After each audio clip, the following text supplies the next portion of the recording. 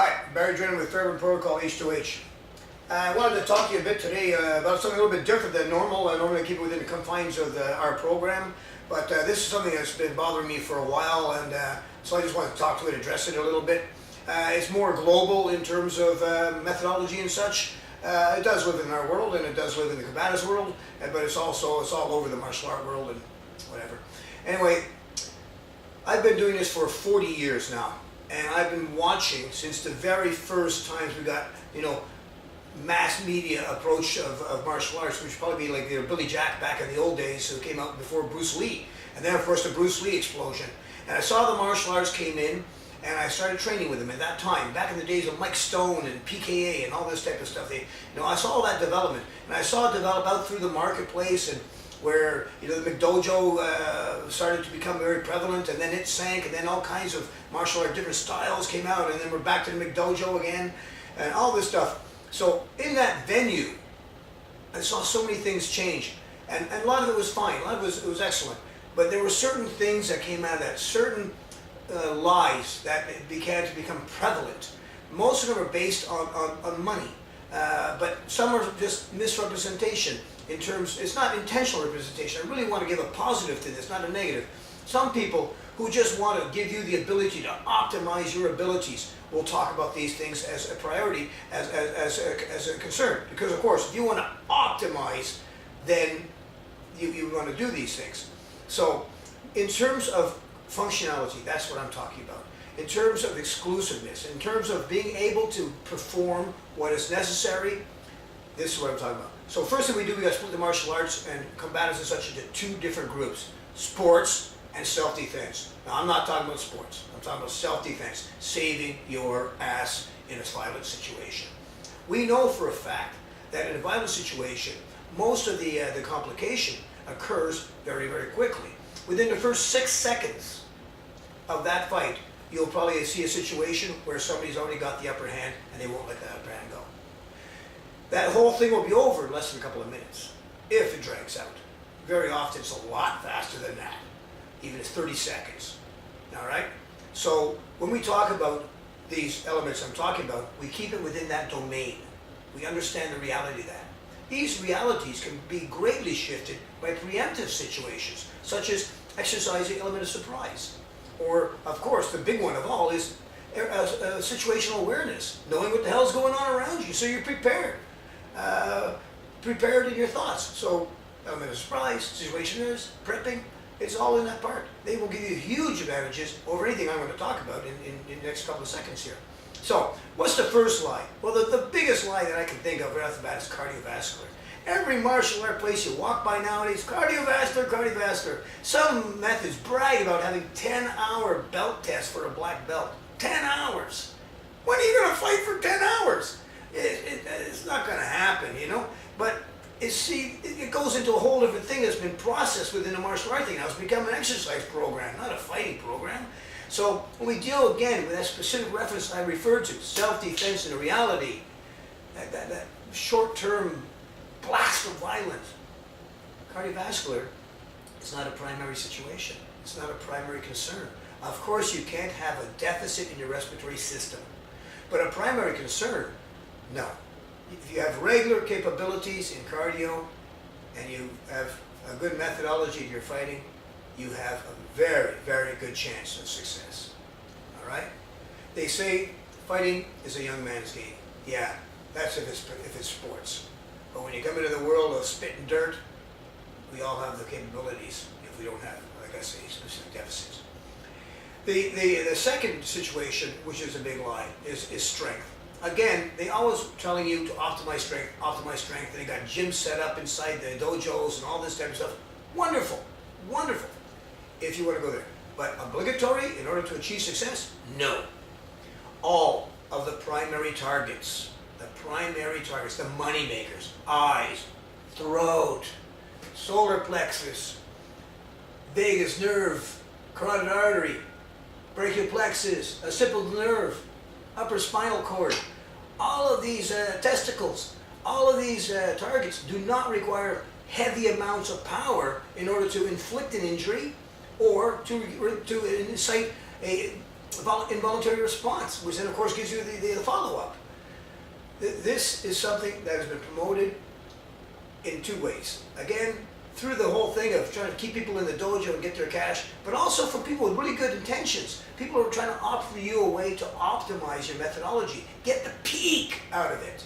Those who pass the peak, wonderful. But functionality, no, not required.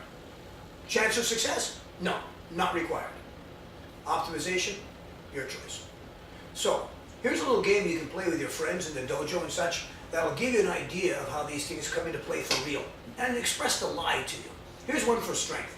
You take your friend and you tell him, I always like to pick the biggest guy in the gym.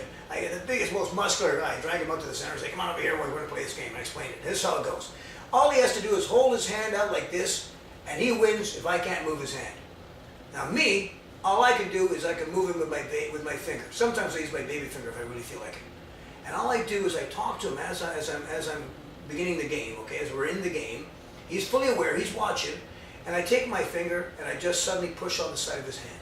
I'll push it 6 to 7 inches, and then I'll stop and I'll go in another direction and I'll complete change random the points at which I pressed on. I mean the direction. He can't stop it. Why?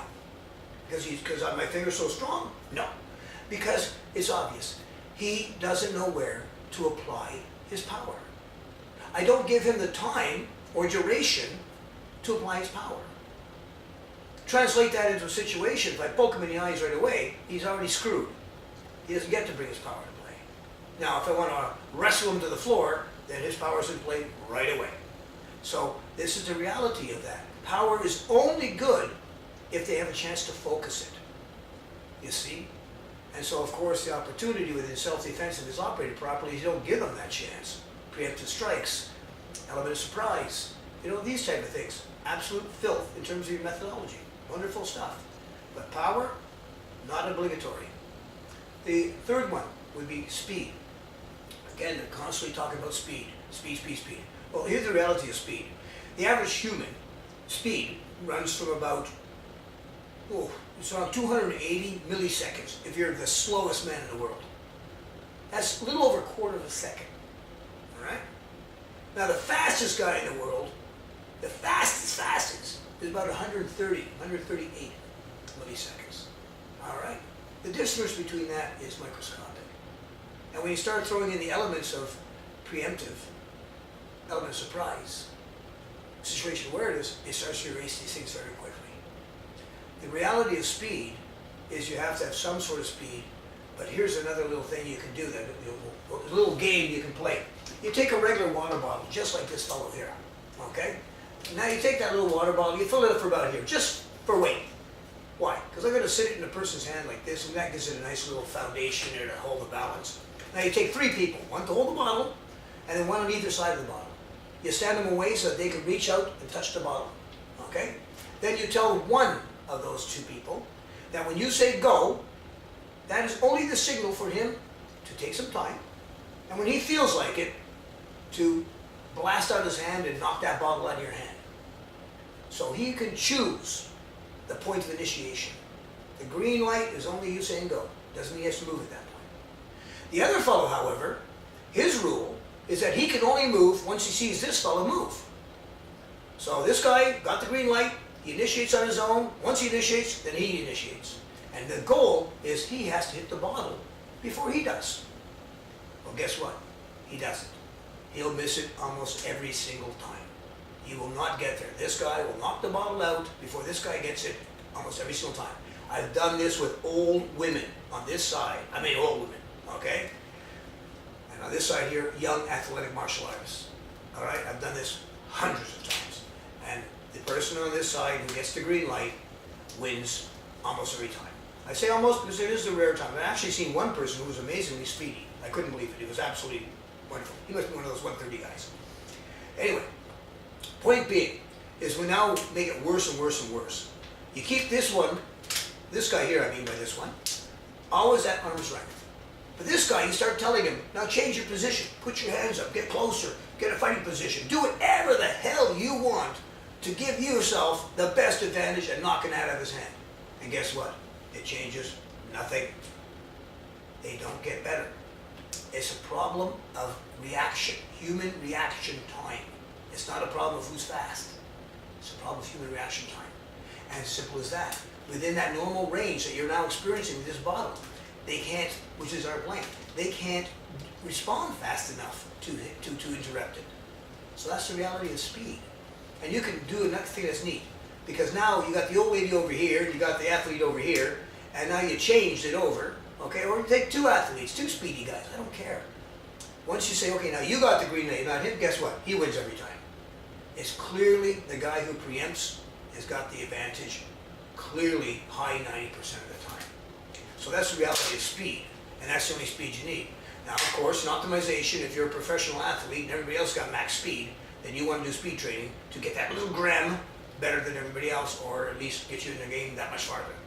But we're talking about self-defense in the speed, tooled up with other advantages. So that's the speed situation. Now here's the last one that is really out there, and it's really big nowadays. Everybody you talk to is a black belt in this and a black belt in that, and they got 3 of those and 4 of those and 15 other things he's currently training in. Oy! Wonderful. Fantastic. If you want to collect books, fantastic. If you want to collect cars and motorcycles, fantastic. If you want to collect technique, fantastic. But do not pretend that technique is the path to success. The path to success is capability. So, if you quote William Ewart Fairbairn, How to Get Tough, for example, he says, take 10 techniques. 15 minutes a day, training them, get really good at them. Now we know that he's talking about 10 techniques that come very natural to you, ones that feel good. And when you do these, you say to yourself, yeah, I feel like I can meet in this, I can really, I can get something out of this. Those 10 techniques are going to get you miles down the road, more than knowing 5,000 techniques and training them. Now I'll get to the next quote. Next quote, Bruce Lee. Bruce Lee himself says he doesn't fear the man who has 1,000 techniques. He fears the man who is trained in one technique 1,000 times. Understand? Capability is the dominator, not volume of technique, not mass and repertoire. You got to practice all those movements to be good at them. If you want to be good, then practice a few movements and be very good at those few movements. I mean rock solid good. That you can spit on the ground and swear that these are things that are going to get you out of it. That's what you want. Not something that's sort of good, or you can only do on a floor that's smooth. You know what I'm saying? So we're talking about collecting technique. So the fact of this thing is cardiovascular if you're normal. Strength if you're normal. Speed if you're normal. And a handful of good solid techniques. That'll let you do. Guess what? When you go to get a good solid technique repertoire, whatever you're training is fine. You go through the repertoire you're going through. I'm not telling you to take this martial art or that martial art, or mine's the best. I'm saying within the scope of your martial arts, get a handful of techniques that are really solid to you and make those your bread and butter. That's going to get you much farther than having 15 belts. So that's what it comes down to. I thank you very much for your time. Have a great day. I hope this has come valuable to you. Bye.